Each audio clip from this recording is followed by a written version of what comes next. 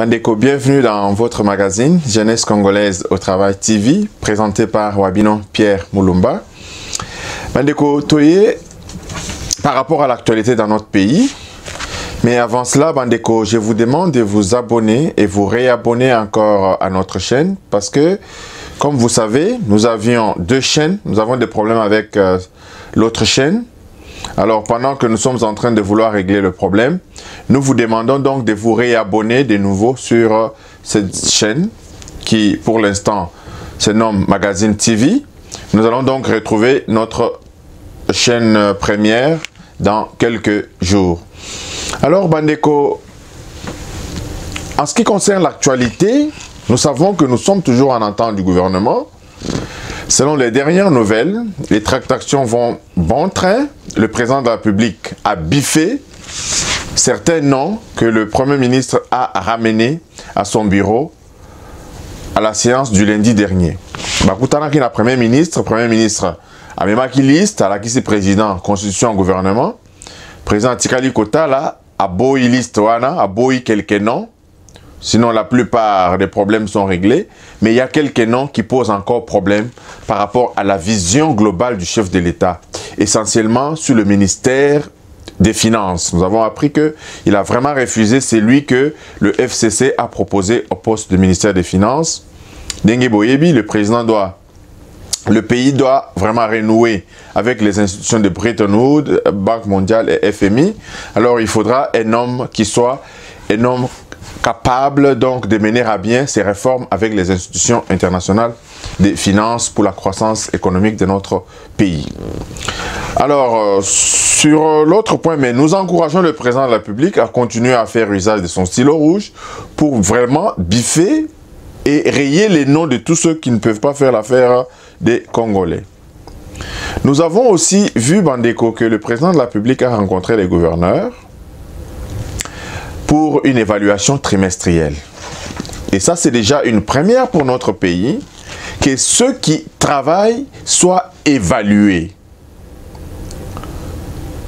Mais lors de cette rencontre, le président a bel et bien écouté presque tous les gouverneurs, disons les gouverneurs qui étaient à Kinshasa au moment de la convocation de cette réunion, mais ils sont tous unanimes à dire qu'ils ont mis déjà en place les mécanismes de restructuration des provinces et aussi des mises en exécution de la vision du chef de l'État. Le seul problème qui se pose à eux présentement, selon le gouverneur Moulej de Lualaba, c'est le problème de ministère sectoriel.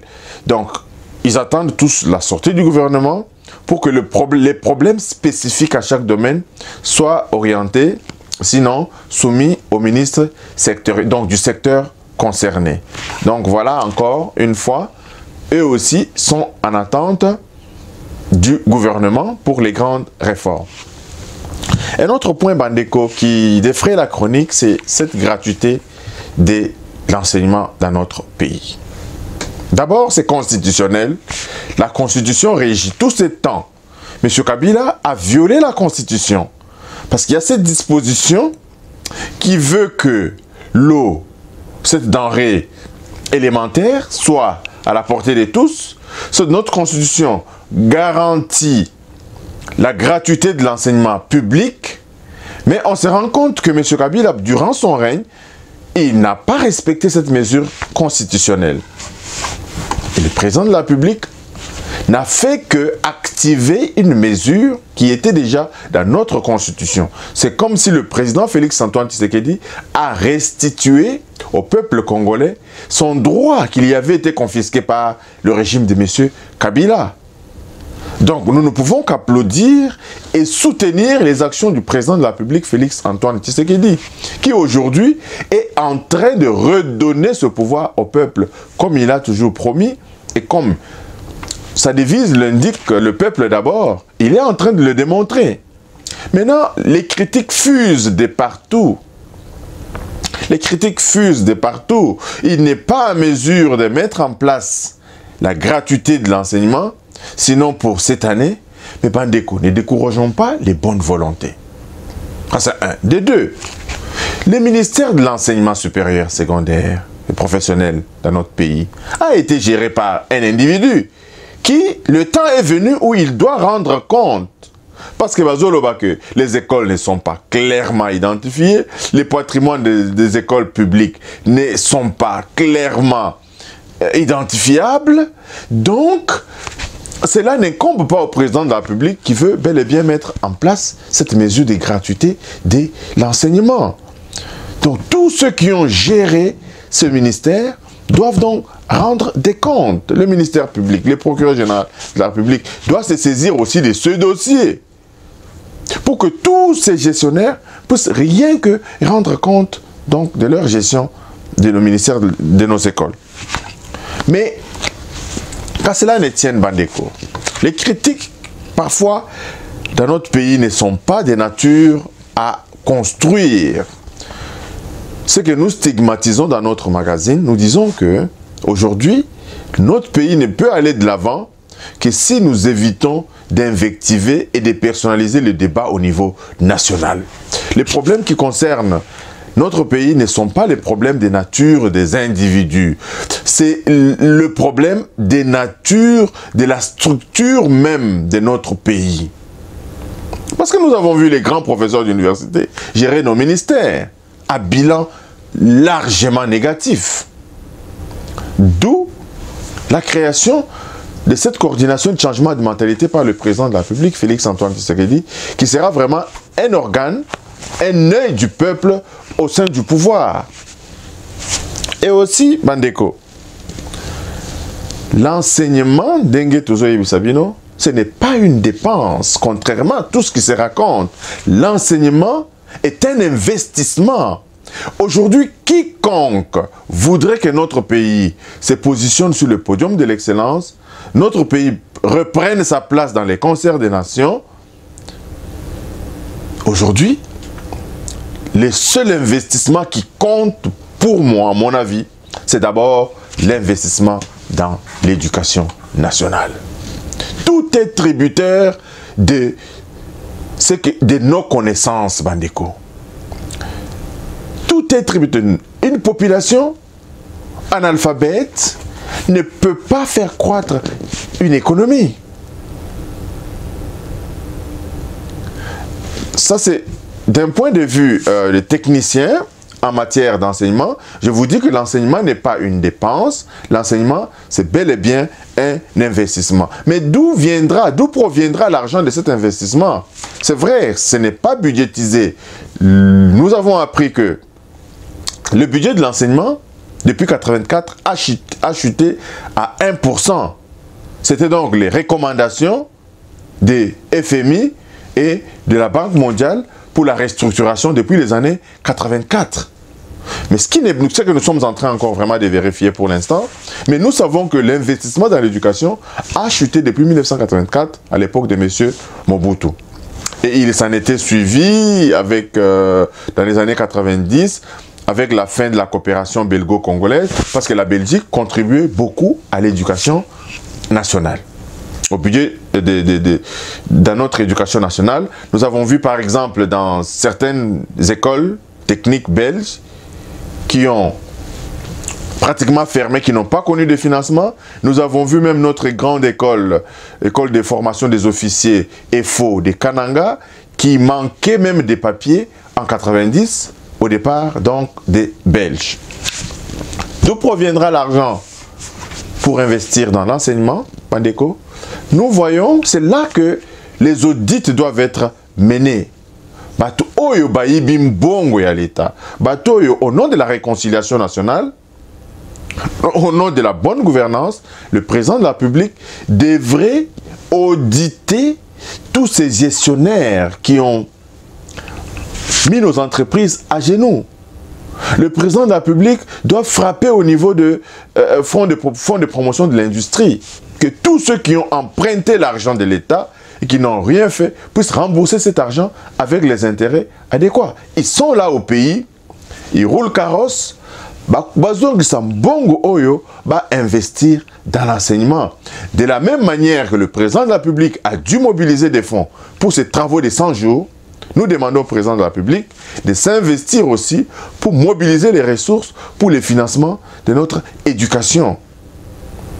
Tant que cet investissement n'est pas réalisé, tant que le Congolais n'a pas une connaissance, un approfondissement du fonctionnement de son pays, tant qu'il n'y a pas l'investissement dans l'éducation nationale, notre pays va tourner en rond, et ce pendant longtemps.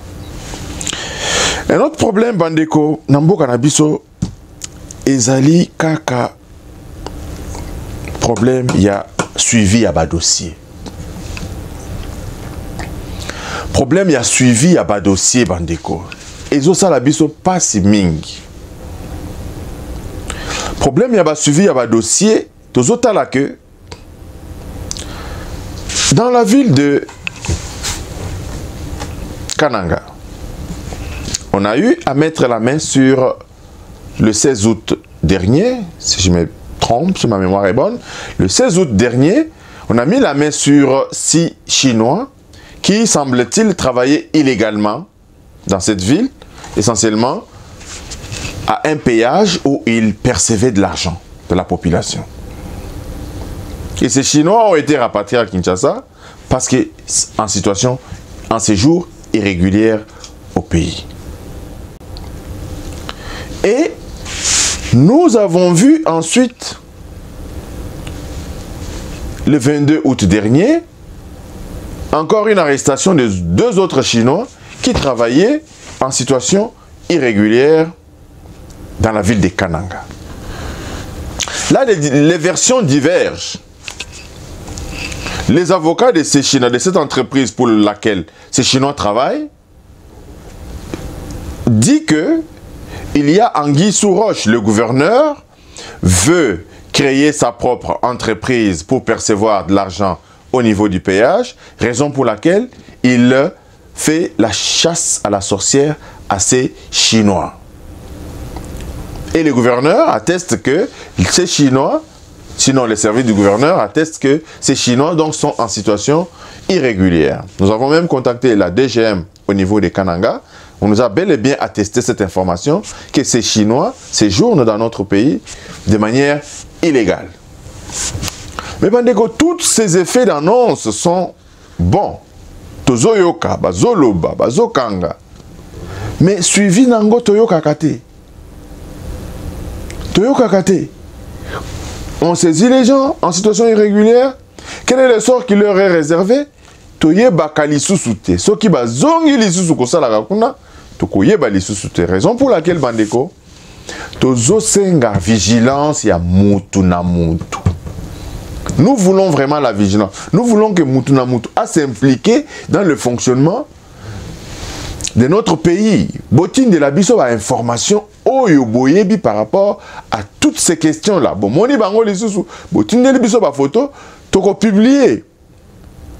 Je venais de vous dire, bandeko, que le problème de notre pays aussi, c'est aussi le manque d'éducation. Babomi, éducation na biso. Kabila ayebi makambo asali. Babomi, éducation pour babo mabiso. À petit feu. Mais tout coup fa péter. Tout élément, tout bandako dénoncer, moquer. Sur tous les secteurs. Na balabala na yo, s'il y a quelque chose qui ne va pas, film, kanga photo, tinde la rabiso. Email Nabiso Zaliwana, Tinde la Rabiso, nous allons publier. Il y a beaucoup de médias envoyés, ils vont publier. Les Oyo, on ne peut plus se permettre de cacher l'information, on ne peut plus se permettre n'importe quoi, comme dans les années 60, Pombo Kanabiso, et si là, Kokufa. Suivi à dossier Bandeko, nous avons vu le chef de l'État qui a pris une mesure selon laquelle il fallait qu'on permute Batu Oyo, Bazalaki na Est, ba militaire Oyo, Bazalaki na Ouest, ba Umelikuna, ils ont cultivé certaines habitudes. Le chef de l'État veut que Batuana, c'est la bango mutation. Nous fustigeons ces effets d'annonce. Nous voulons voir les effets. Comment est-ce que cette mesure du chef de l'État est suivie des faits? Le service de communication du chef de l'État doit nous dire où est-ce qu'on en est par rapport à cette mesure. Il y a des informations d'ordre stratégique qui ne peuvent pas être dévoilées à toute la population, mais rien que nous dire que la mise en place a été effectuée, rien que cette information-là. Nous voyons encore le président de la République au 39e sommet de la SADC.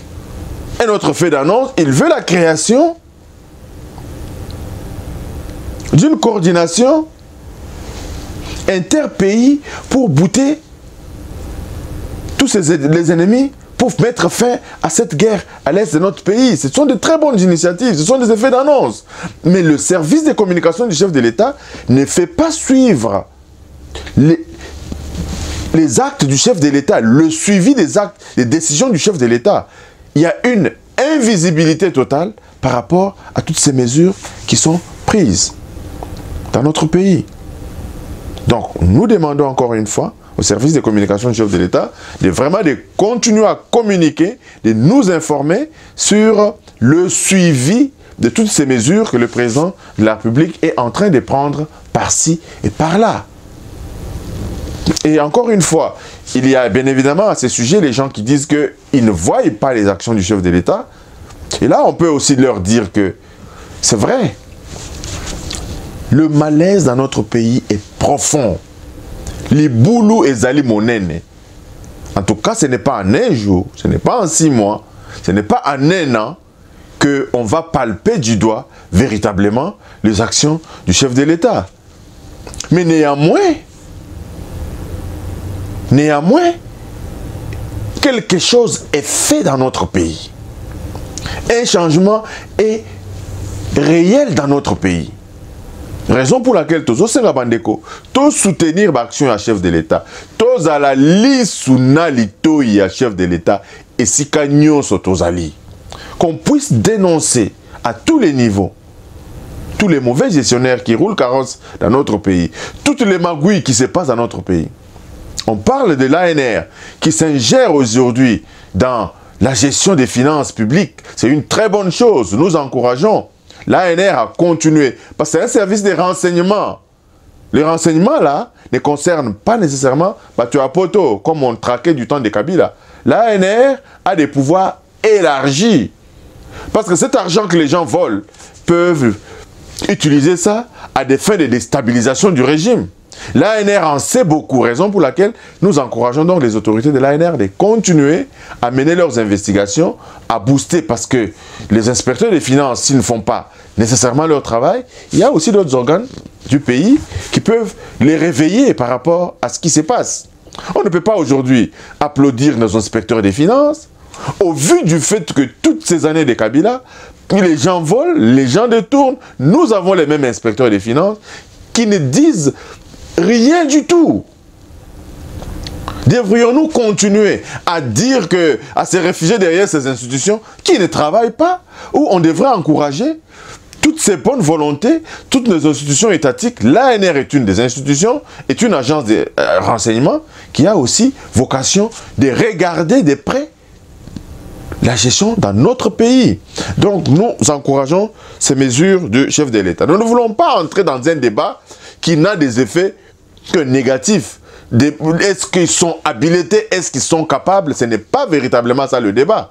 Parce que ceux qui sont capables de le faire, ils ne le font pas. Et aussi, l'ANR les a aussi saisis. Ce n'est pas que l'ANR qui va prendre des décisions, mais l'ANR veut juste recueillir des informations pour mener à bien ces investigations. Donc c'est une très bonne chose que nous encourageons. Donc Bandeko, voilà un peu ce que nous avons à dire aujourd'hui dans le cadre de notre émission. Nous vous encourageons à vous réabonner à notre magazine parce que notre chaîne a eu des problèmes. Réabonnez-vous, distribuez nos vidéos, faites-nous parvenir vos commentaires. Et en passant, je salue tous nos internautes, tous nos fidèles téléspectateurs. Nous vous remercions pour votre fidélité. Tobunani Balasima. Merci et à la prochaine. Bye bye.